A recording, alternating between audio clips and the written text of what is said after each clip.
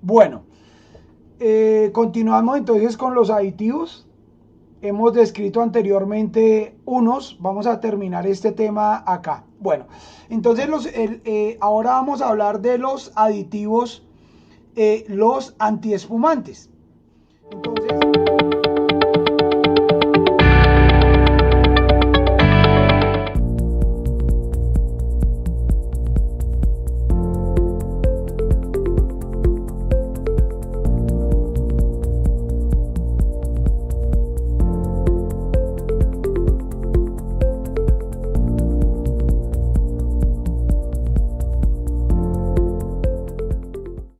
entonces la espuma de por sí está generando o diciendo que hay un cambio, atención, un cambio de un estado de un punto a otro.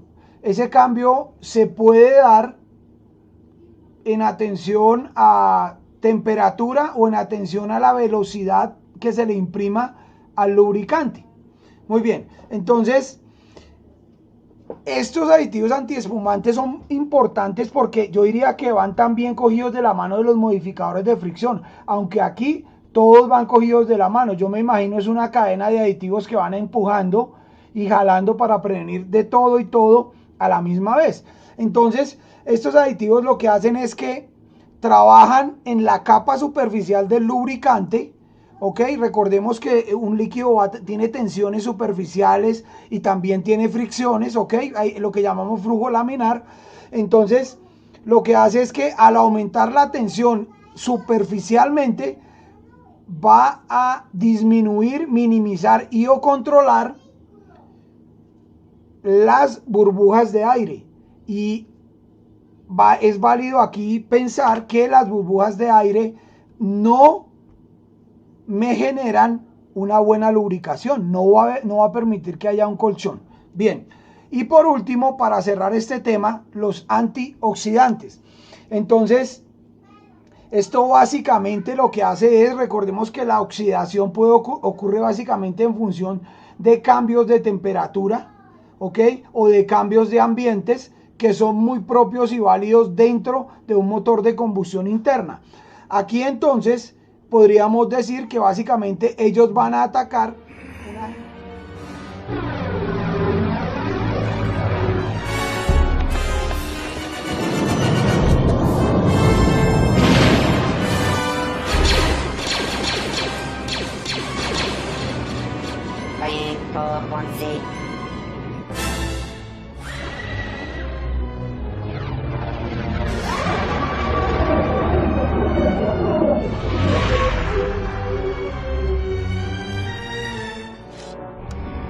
un agente químico o un químico más bien, discúlpeme usted, que se llama los peróxidos, y lo que va a hacer estos aditivos es que van a permitir que se prolongue la vida del lubricante. Ok, muy bien, entonces en función de lo que hemos hablado anteriormente, de lo que hemos venido desarrollando, podríamos presentar una idea y decir que un aceite convencional aproximadamente estamos hablando que un 90% es base mineral y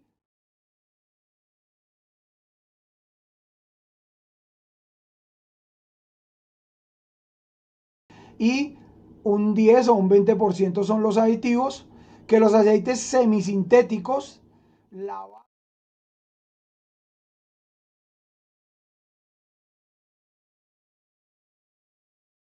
la base de los aceites semisintéticos, podríamos estar hablando alrededor de un 25%, podríamos decir que un 60% es base mineral, y que los aditivos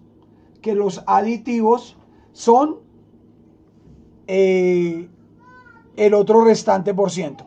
Y en cuanto a los aceites sintéticos, podemos decir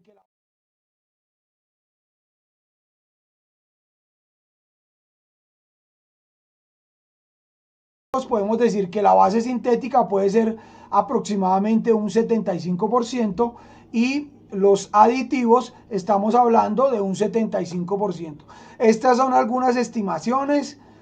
Pero usted podría determinar o podría llevarse una idea entonces de los costos, ¿no? Entonces, ¿por qué el aceite sintético vale más? Porque es construido en un laboratorio, es fabricado en un laboratorio y eso implica una mayor inversión, ¿ok? De los aceites minerales pues salen del proceso macro del petróleo y sencillamente eso podría ser hasta cierto punto más barato que la fabricación de esa base en un laboratorio.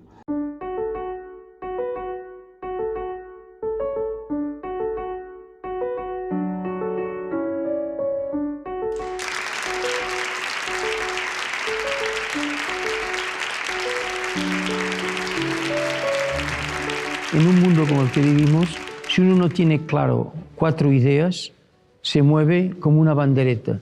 4 T's que son de cómo uno madura personalmente. Y hay 4 A's de cómo uno transmite cómo es en el mundo que vive. Las 4 T's son más personales.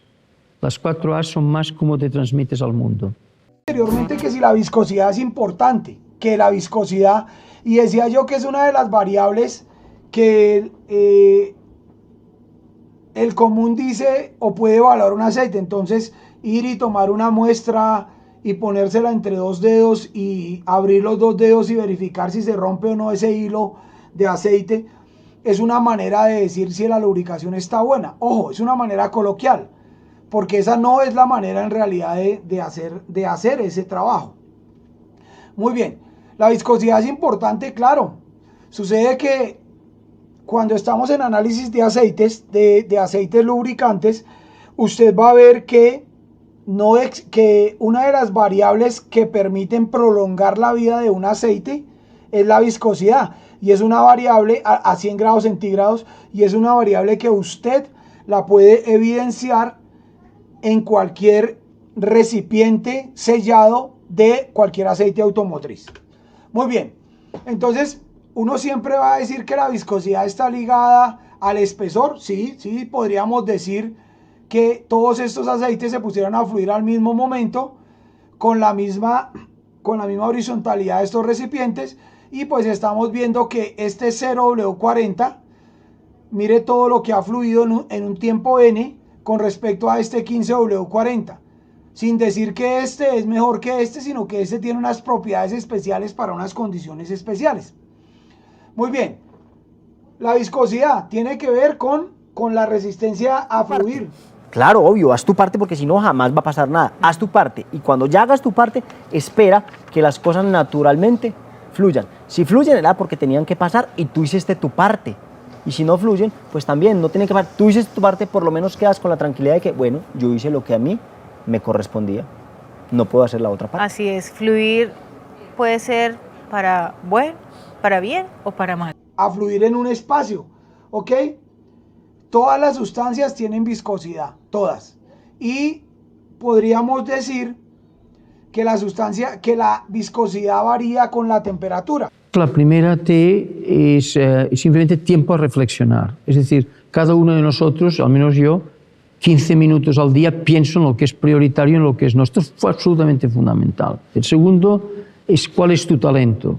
Porque si en la vida uno quiere seguir simplemente con una conducta que no sea neurótica, no hay nada más importante que hacer lo que uno está haciendo, el talento que uno tiene. Es la mejor inversión que uno puede hacer en la vida. Si hay las posibilidades de que uno se conozca bien y pueda seguir la línea de lo que uno tiene, este talento, yo creo que es absolutamente crítico y fundamental invertir en él. Lo tercero es transmitir positividad. Y el 4, tutoría. Yo quería ser jugador de tenis, pero en el tenis que yo jugaba, que era el Tenis Barcelona, había un médico muy conocido, que era el doctor Farreras Valentí, y me dijo, quiero hablar contigo. Tú serás un gran médico. Yo dije, bueno, pues si te lo dice este hombre, más vale que pares atención. Pues así decidí ser médico.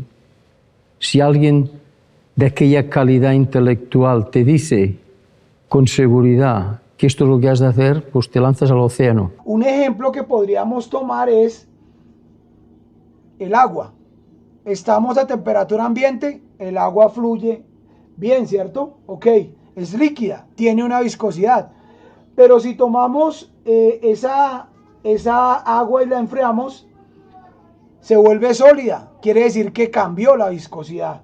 Muy bien, entonces, y si la calentamos otra vez, vuelve y cambia la viscosidad. Ese sería un ejemplo para decir que el agua cambia su viscosidad. Alguien podría decir cambia sus estados. Sí, es válido, muy válido. No entro a discusión con eso. Bueno, ¿por qué es importante la viscosidad en este tema vehicular? Muy bien, porque nosotros en el vehículo necesitamos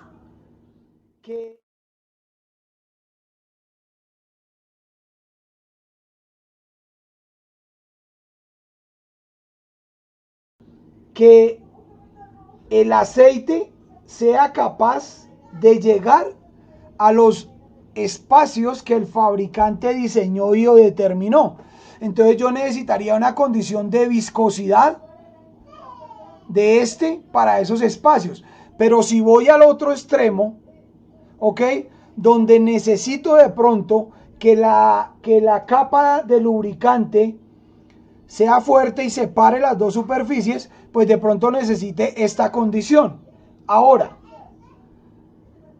esa propiedad la tiene que dar el aceite, que se llama multigrado, que vamos a tratar de desarrollarlo más adelante.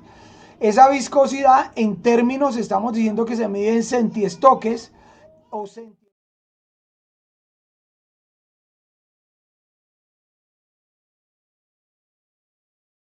centiestoques, discúlpenme, y se mide a 40 grados centígrados y a 100 grados centígrados. Muy bien, ¿cuál sería la función de un lubricante? Yo no voy a decir que en un motor, pero en cualquier lugar que usted lo use. Como estamos hablando de aceites lubricantes, pues sí, nos vamos, digamos que a concentrar en esto.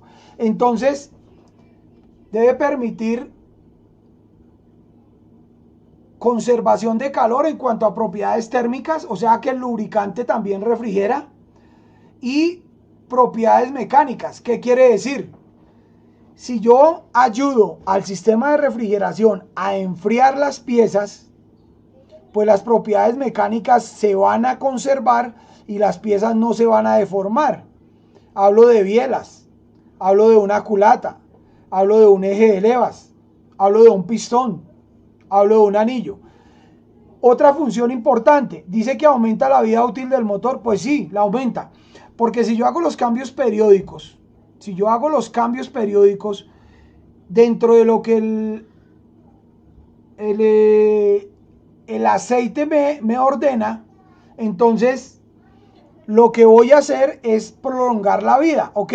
Y la corrosión, ¿por qué? Porque ya lo vimos anteriormente, tiene unos elementos, unos aditivos que no permiten que se genere corrosión adentro del motor.